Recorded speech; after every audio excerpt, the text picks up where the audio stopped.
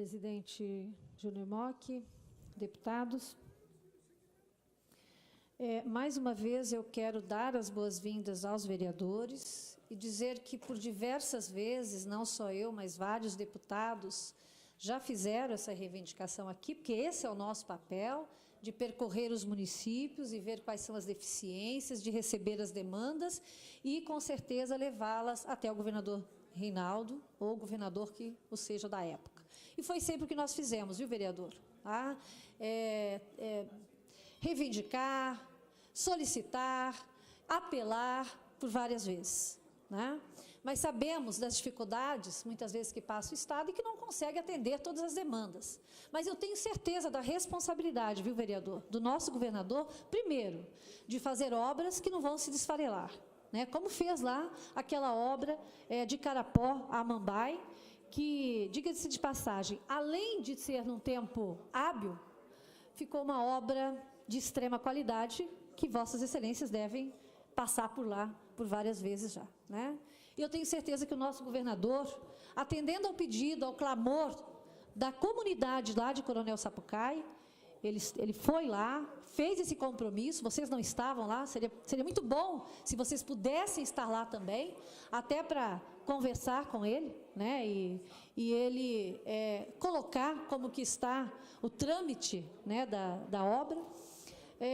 Mas, enfim, o importante é que se atenda realmente com qualidade às deficiências, dificuldades que a nossa comunidade hoje de Coronel Sapucaí, né, tanto aspira. E, principalmente, eu acho que essa é a maior prioridade hoje de Coronel Sapucaí.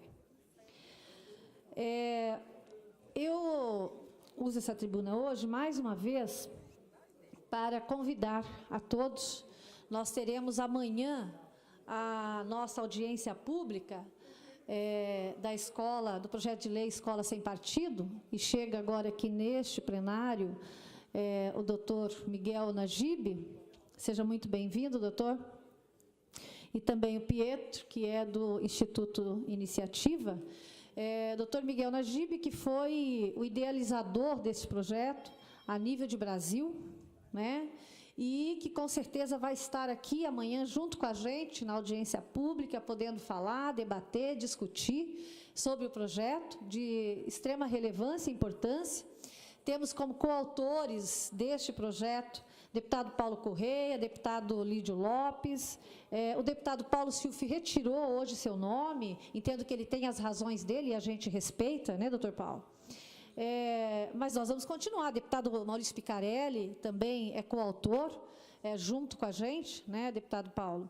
E nós vamos continuar esse debate, né? O debate, ele jamais foi proibido.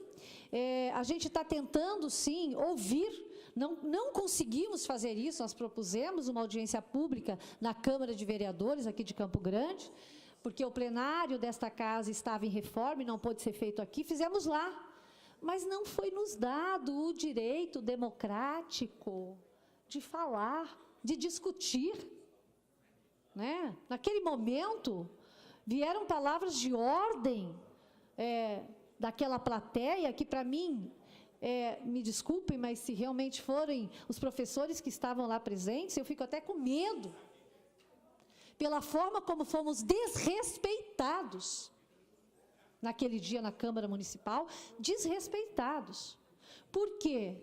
Nós tínhamos ainda, inclusive, colocado as dinâmicas que seria assim, a gente ouvir quem é a favor, quem é contra. Quem é a favor, quem é contra.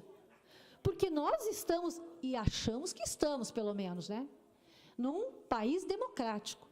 E nós queríamos muito ouvir o contraditório, mas fomos impedidos de falar sobre o projeto, de ouvir o contraditório, porque ou o contraditório não tem argumento, ou ele acha que ele está na Venezuela. Ficou muito claro isso, né?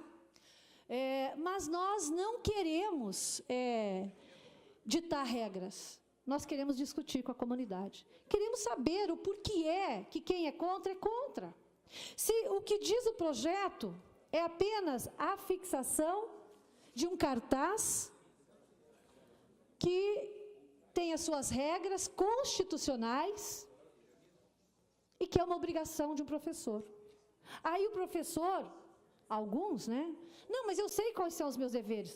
Ora, eu também, como dentista, sei quais são os meus deveres. Eu também, como parlamentar, também sei quais são meus deveres. E não me ofende, em momento algum, se tiver um cartaz aqui ou em qualquer lugar que seja, dizendo qual é o dever de um parlamentar. Em hipótese alguma. Para mim não vai me ofender, para mim não vai violar meus direitos, bem pelo contrário. Só vai me lembrar quais são meus deveres. Apenas isso. Então, o nosso projeto é só isso. É a fixação de 6 deveres que os professores têm e que têm que seguir. Apenas isso. E hoje, nós temos vários exemplos aí, pela internet afora,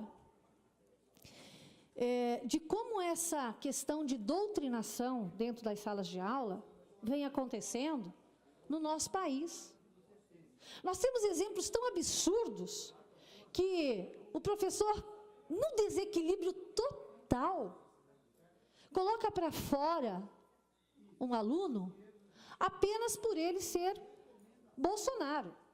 E ele fala, ora, eu não sou Bolsonaro, eu sou Alckmin, respeito Bolsonaro, respeito todos os candidatos a presidente, a governo, respeito a todos.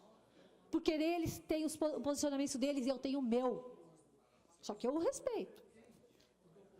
Agora, eu não posso chegar numa sala de aula, como professor, que tem a responsabilidade de ensinar e querer impor as minhas ideologias, os meus pontos de vista. Eu posso exemplificar, dizer, olha, eu tenho um ponto de vista tal, mas aqui tem um ponto de vista tal, para que o nosso aluno, o aluno, possa fazer o seu juízo de valor e emitir a opinião que ele achar melhor. E uma coisa que eu ouvi esses dias, e que tem que ficar muito claro isso.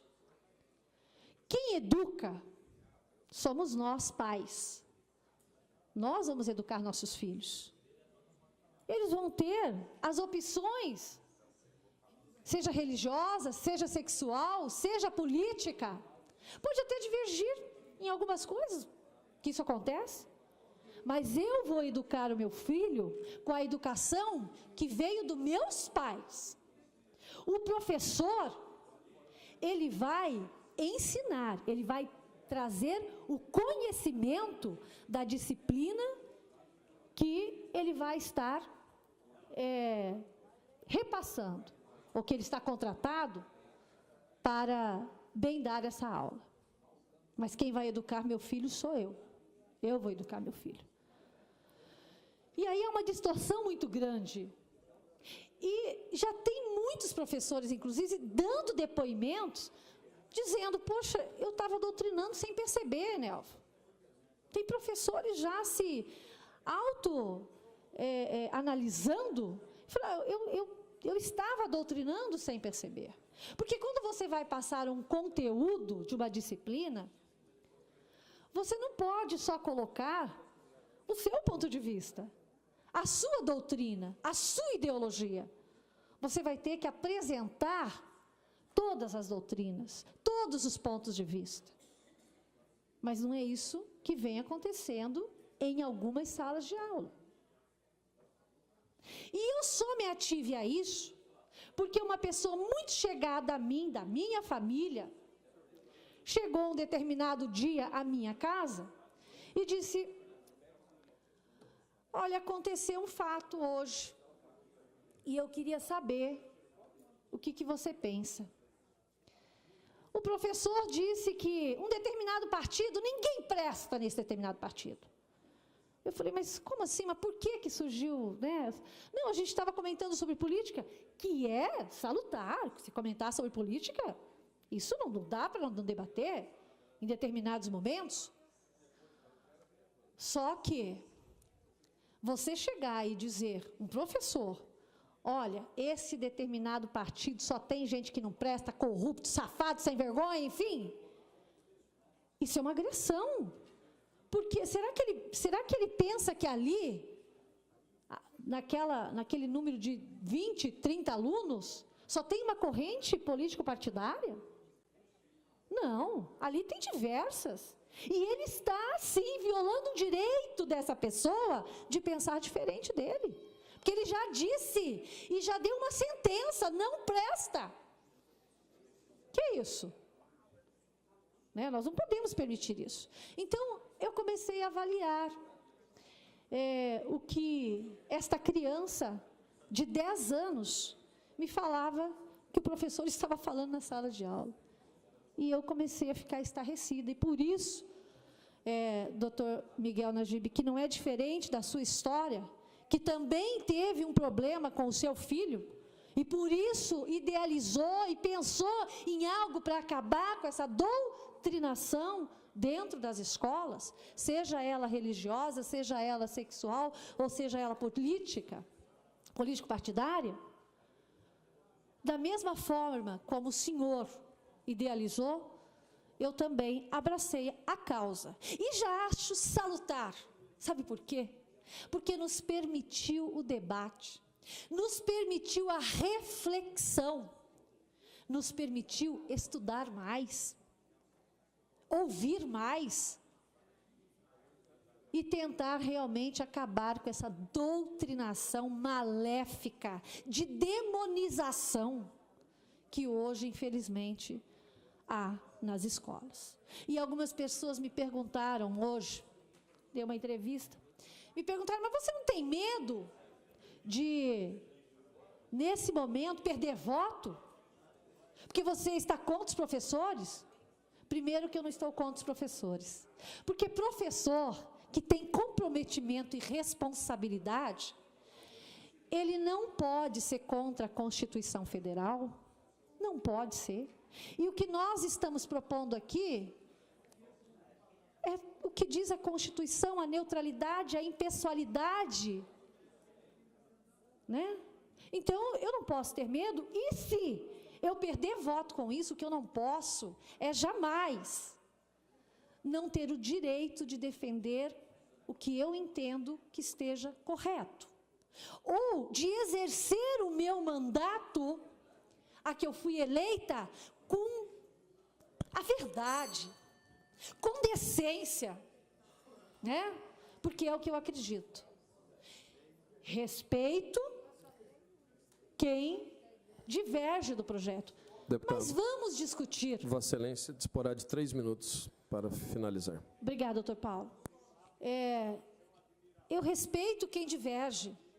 Agora, nos dê o direito de discutir, de sentarmos numa mesa, né? E debatermos, olha, sou contra porque vão cercear o nosso direito de... Tá, mas por que vão cercear? Quer dizer, então, que você está fazendo doutrinação? Você está falando que só o catolicismo, ou só o evangélico, ou só o PT, ou só o PMDB, ou só o PSDB, que é bom? Na escola você está falando isso? Né? Ou, não, você não pode ter esse tipo de opção sexual? Você está fazendo isso dentro da sala de aula? Então, eu entendo que o professor que tem comprometimento com a verdade, com a decência, com a Constituição da neutralidade, da impessoalidade, do respeito às pessoas, do respeito à família, eu tenho certeza que esse professor vai falar, graças a Deus, que vocês estão defendendo uma escola neutra, impessoal e com respeito a todas as posições, sejam ela política, sejam ela religiosa ou sejam ela sexual, porque nós temos que respeitar o ser humano, a pessoa, a família. É isso que eu defendo.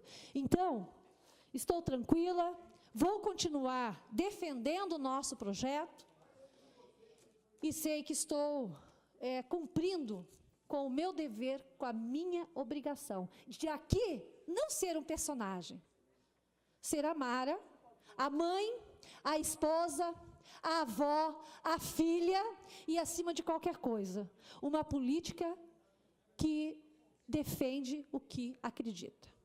É o que eu tinha, senhor presidente. Senhora presidente, prazer, Antonieta, ter você como nossa presidente neste momento. Obrigada. Obrigada, deputada Mara.